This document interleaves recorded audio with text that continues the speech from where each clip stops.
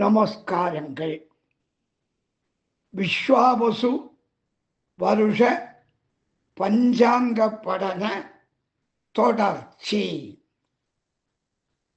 எப்பவுமே இந்த பஞ்சாங்கம் படிக்கும்போது நிறைய பேர் எதிர்பார்த்துட்டு இருப்பா, இந்த வருஷம் ஆதாயம் எவ்வளவு, விரயம் எவ்வளவு அப்படின்னு கந்தாயத்தில் பெரியவாள் சொல்லுவார்.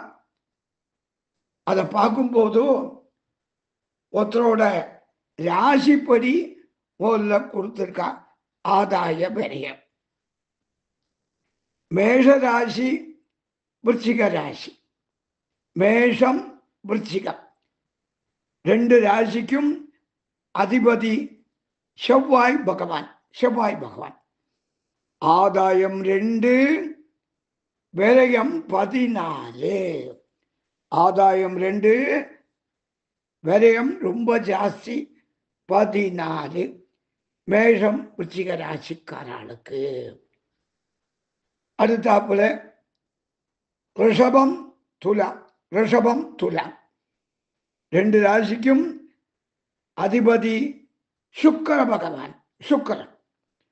ஆதாயம் 11, விரயம் 5. ஆதாயம் 11, விரயம் கொஞ்சம்தான் 5. ரிஷப துலா ராசிக்காரர்களுக்கு நன்னாவே இருக்கு ஆதாயம். அடுத்தாப்புல மிதுனம் கன்னி ராசிக்காரா. அதிபதி புதன். ஆதாயம் 14, விரயம் 2. ஆதாயம் 14, விரயம் 2. ரொம்ப நல்லா இருக்கு மிதுனம் கன்னி ராசிக்காரர்களுக்கு. கடக ராசிக்காரர்களுக்கு கடகம் அதிபதி சந்திரன். 14 ஆதாயம் 8 விரயம். 14 ஆதாயம் 8 விரயம். அதிகப்படியான ஆதாயம் கடகராசிக்காரர்களுக்கு. சிம்ம ராசிக்காரர்களுக்கு சிம்மம் அதிபதி சூரிய பகவான். 11 ஆதாயம் 11 விரயம். சிம்ம ராசிக்கு சமம் 11 ஆதாயம் 11 விரயம். தனுர் ராசி மீன ராசிக்காரர்களுக்கு. மீன ராசி அதிபதி குரு பகவான். 5 ஆதாயம் 5 விரயம். ஈக்குவலா இருக்கு. 5 ஆதாயம் 5 விரயம் தனுர் மீன ராசிக்காரர்களுக்கு. அடுத்தாப்புல மகர கும்ப ராசிக்காரர்களுக்கு. மகரம் கும்பம் அதிபதி சனி பகவான். 8 ஆதாயம் 14 விரயம். 8 ஆதாயம் 14 விரயம். மகரம் கும்பராசிக்காரர்களுக்கு விரயம் ரொம்ப ஜாஸ்தி இருக்கு, ஆதாயம் குறைச்சலா இருக்கு. பெரியவாள் இந்த ஆதாயம் விரயத்துக்கு ஒரு அளவுகோல் வச்சிருக்கா. மொத்தம் 124. ஆதாயத்தின் விரயத்தின் சேர்த்தால் 124. இந்த வருஷம் எல்லா ராசிக்காரர்களுக்கும் சேர்த்து ஆதாயம் 65, விரயம் 59. எல்லா ராசிக்கும் சேர்த்து ஆதாயம் 65, விரயம் 59. அப்படியாக மேஷம் விருச்சிக ராசிக்காரர்களுக்கு கடுமையான விரயம்.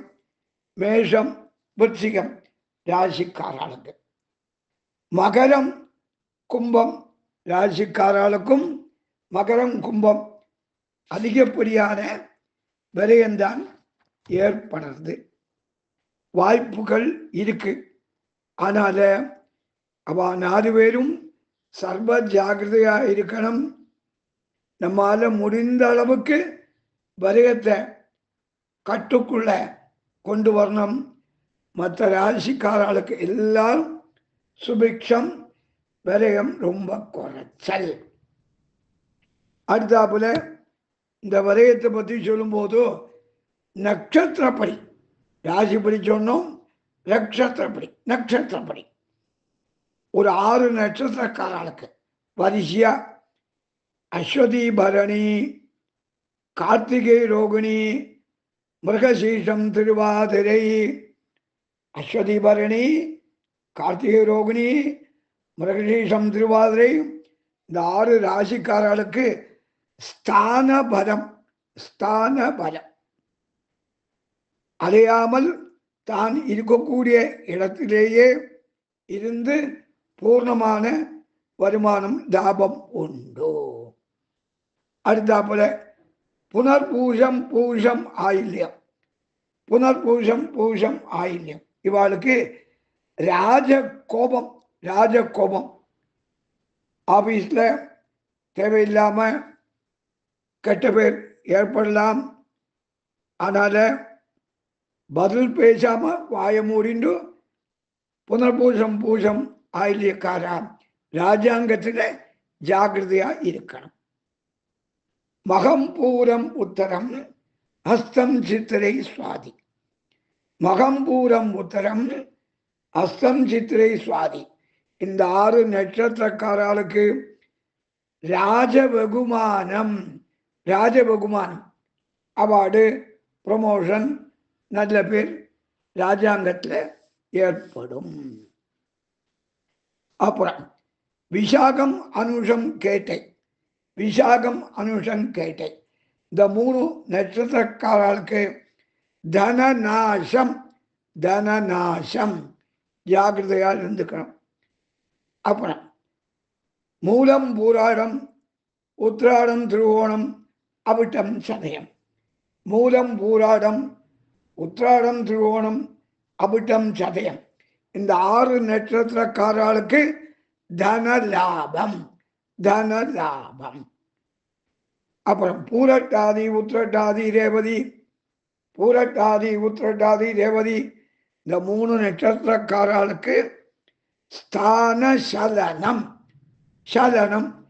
ஒரு இடம் விட்டு ஒரு இடம் போக வேண்டி இருக்கும், அலைச்சல் இருக்கும். இந்த வருஷம் பூமியில 4 கிரகணம், 2 சூரிய கிரகணம், 2 சந்திர கிரகணம் பூமியில. அதுல சூரிய கிரகணம் 2ம் நமக்கு தெரியவே தெரியாது, 2 சந்திர கிரகணமும் உண்டோ. 7ஆம் தேதி இரவு 8ஆம் தேதி செப்டம்பர் மாதம் 25, 7/8/9/25 ஞாயிறு திங்கள் அதிகாலை ராகு கிரஸ்தம். ராகு பகவான் சந்திரனை பிடிச்சுக்கிறார். சதயம் நட்சத்திரத்தில் கிரகணம் பிடிக்கிறது. அது பரிமாணம் அளவு நேரம் 3:29, 3:30 மணி நேரம் நீண்ட சந்திர கிரகணம். ஞாயிற்றுக்கிழமை ராத்திரி 9:57, ஞாயிற்றுக்கிழமை ராத்திரி 9:57க்கு பிடிச்சு திங்கட்கிழமை நடு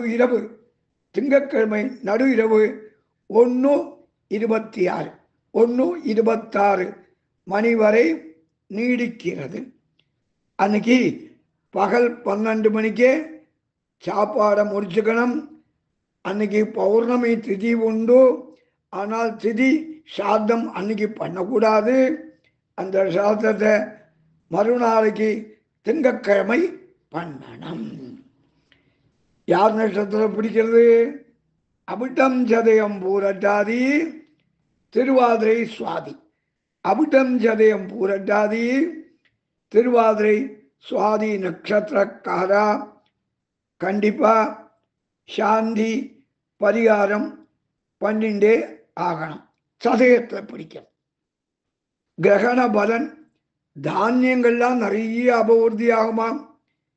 பணக்காரர்களுக்கு தனநாசம் சொல்லியிருக்கா. சேர்த்து வச்ச தனத்தை ஜாக்கிரதையாக வச்சுக்கணும். போன வாரம் வாட்ஸ்அப்பில் பார்த்தோம், 300 கோடி ரூபாயை ஜட்ஜு வீட்டில் பின்பக்கத்தில் தீய கொளுத்தி சாம்பலா போன கதையை கேட்டோம். சம்பாதிச்சதுதான் வச்சுக்க முடியாமல் போயிடப்படாது. அடுத்த கிரகணம் 3/3/26, 3ஆம் மாதம் 3ஆம் தேதி 2026, செவ்வாய்க்கிழமை, கேது கிரஸ்தம். கேது பகவான் சந்திரனை பிடிச்சுக்கிறார். பூரம் நட்சத்திரத்தில் பிடிக்கிறது. பூரம் கிரகண பரிமாணம் வெறும் 25 நிமிஷம்தான். 25 நிமிஷம்தான். பகல்ல சூரியன் இருக்கும் போதே மத்தியானம் 3:20 மத்தியானம் 3:20 சூரியன் இருக்கும் போதே சந்திர கிரகணம் பிடிச்சு மாலை சாயங்காலம் 6:40 விடுறது. அன்னைக்கு பௌர்ணமி திதி உண்டு. ஆனால் சாதம் கிடையாது. மறுநாளைக்கு தான் பௌர்ணமி சாதத்தை புதன்கிழமை பண்ணணும். மொத்தம் 25 நிமிஷம்தான். ஆனால் நமக்கு உண்டு மகம் பூரம் உத்தரம் பரணி பூராடம்.